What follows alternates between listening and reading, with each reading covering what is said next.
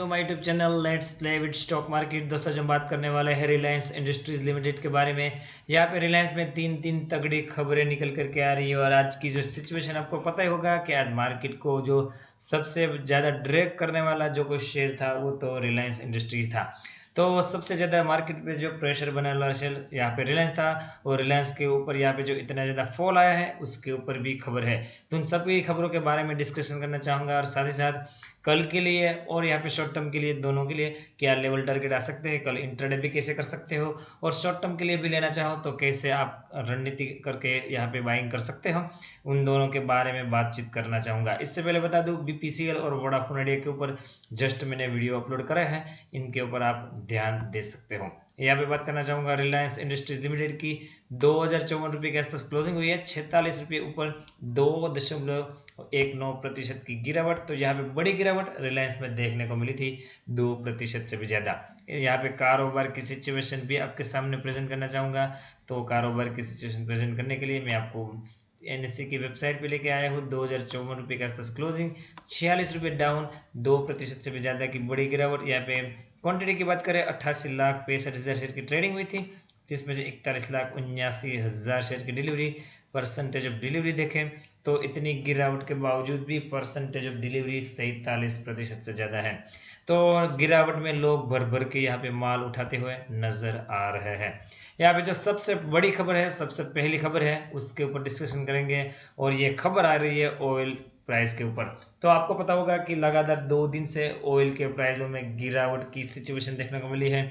यहाँ पे काफ़ी कंपनियां, जैसे कि यहाँ पे दिखाई दे रहा है यूके यहाँ पे ऑयल के प्रोडक्शन में कट कर रहा है, बाकी भी कंपनियां यहाँ पे ऑयल के प्रोडक्शन में कटौती कर रही है। कटौती के पीछे का रीज़न ये है दोस्तों कि जिस तरह से यहाँ पे भारत में और बाकी देशों में कोरोना वायरस का जो स्प्रेड है फिर से बढ़ता हुआ नज़र आ रहा है, जिसके चलते यहाँ पे पूरे ग्लोबली यहाँ पे एक सेंटिमेंट्स क्रिएट हुआ है कि यहाँ पे जो इस बढ़ते हुए कोरोना वायरस केसेस से नए जो केसेस बढ़ रहे हैं उसके चलते फिर से डिमांड में कमजोरी आ सकती है, जिसके चलते यहाँ पे ऑयल प्रोडक्शन में कटौती करी जा रही है और इसके चलते यहाँ पे ऑयल प्राइस में भी गिरावट देखने को मिल रही है।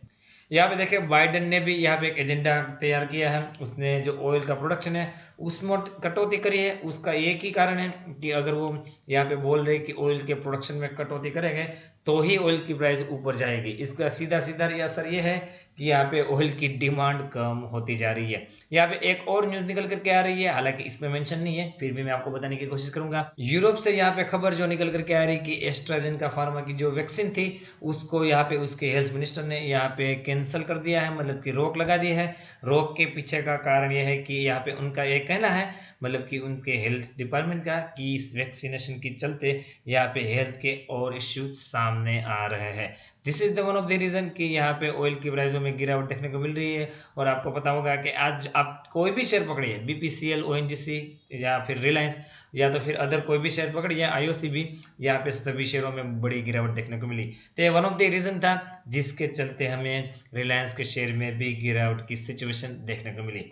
परंतु ये गिरावट के बावजूद भी यहाँ पे एनालिस्ट है वो बहुत ज़्यादा बुलिश है। यहाँ पे बात करना चाहूँगा जेफरीज ने यहाँ पे आज ही एक कवरेज इनिशिएट किया है और रिलायंस का जो टारगेट बताया है वो यहाँ से 25% की अपसाइड बता रहे हैं।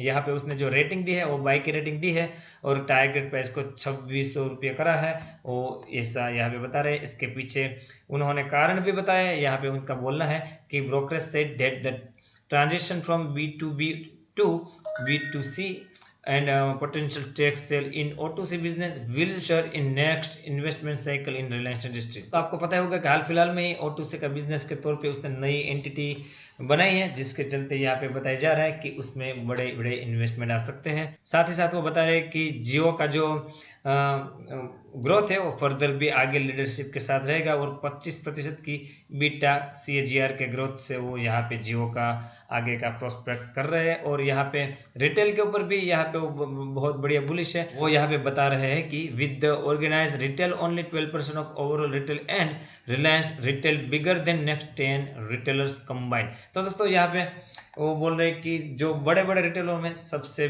बड़ा बिजनेस यहाँ पे रिलायंस रिटेल का ही होने वाला है, जो कि आगे उसकी जो पोटेंशियल ग्रोथ है उसमें भी वो बहुत ज़्यादा पॉजिटिव है। जो EBITDA में 37% से 49% की अपसाइड FY23 तक बता रहे हैं। ये सब यहाँ पे पॉजिटिव खबरें थी, ये सब पॉजिटिव पॉइंट्स थे जिसके चलते जेफरीज ने यहाँ पे उसके टारगेट प्राइस में बढ़ोतरी करी है।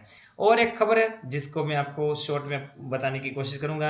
यहाँ पे 36 एनालिस्ट की रिपोर्ट दी गई है, उसमें से 24 एनालिस्ट ऐसे हैं जो कि रिलायंस में अभी भी बाइंग की रिकमेंडेशन दे रहे हैं, और यहाँ पे जो हायर टारगेट प्राइस बताया जा रहा है वो 2900 रुपये का है। तो मैं आपको इंकरेज करूंगा कि बिजनेस स्टैंडर्ड की वेबसाइट पे आके ये पूरी रिपोर्ट को आप पढ़ने की कोशिश करिए।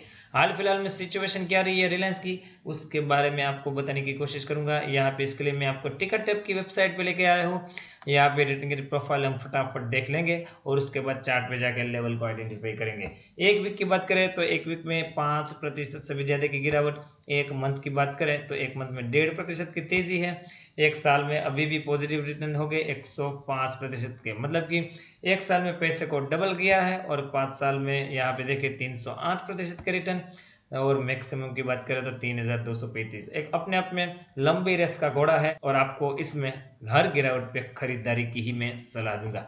तो सीधा चार्ट पे लेके जाके आपको लेवल टारगेट बताने की कोशिश करूंगा। 1 आवर का चार्ट आपके सामने खोल करके रखा है। यहाँ पे देखे बढ़िया तेजी निकल करके आई थी, लगभग 2200 के आसपास का हाई बनाने के बाद यहाँ पे बड़ी गिरावट हमें देखने को मिली है। तो अभी कल के लिए क्या कर सकते हैं और शॉर्ट टर्म के लिए क्या लेवल टारगेट आ सकते हैं। शॉर्ट टर्म अगर आप ट्रेडर हो तो भी आप पैसे बनाने के लिए क्या आपकी रणनीति होनी चाहिए, उसके बारे में बताने की कोशिश करूंगा।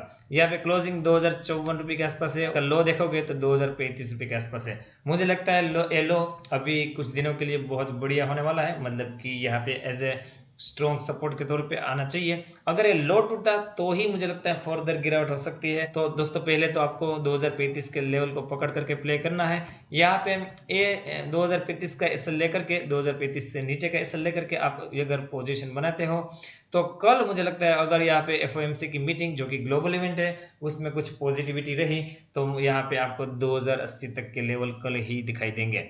और बाद में बात करूँ दोस्तों, 2080 का लेवल टूटा तो 2120 और 2150 शॉर्ट टर्म के लिए यहाँ पे मैं मिनिमम 1 मंथ की बात कर रहा हूँ, आपको 2150 तक के लेवल दिखाई दे सकते हैं। 2035 का लेवल टूटा कल इंट्राडे में तो मुझे लगता है आप शॉर्टिंग साइड भी जा सकते हो, आपके लिए टारगेट होगा 2000 रुपये का। तो 2035 के नीचे शॉर्ट साइड बनती है, बाकी 2000 का लेवल समझा तो इंट्राडे में 2080 ऊपर के लेवल के ऊपर, और यहाँ पे शॉर्ट टर्म के लिए 2120 और 2150 के टारगेट आपके लिए आ सकते हैं। RSI का लेवल 29 का है तो RSI का लेवल बहुत ज़्यादा वीक दिखाई दे रहा है। मैं चाहूँगा आप अपनी स्टडी कंडक्ट करिए, उसके बाद ही कोई पोजीशन बनाने की कोशिश कीजिए। मेरी तरफ से एडिशनल हेल्प चाहिए मेरे टेलीग्राम चैनल को ज्वाइन कीजिए, लिंक डिस्क्रिप्शन में मिल जाएगी। अगर आप मेरी दी गई लिंक से अकाउंट ओपन करते हो तो मेरी जो प्राइम चैनल है उसमें आपको जगह दी जाएगी। दोस्तों मिलते हैं अगले एक और वीडियो के साथ, तब तक के लिए thank you again for watching this video.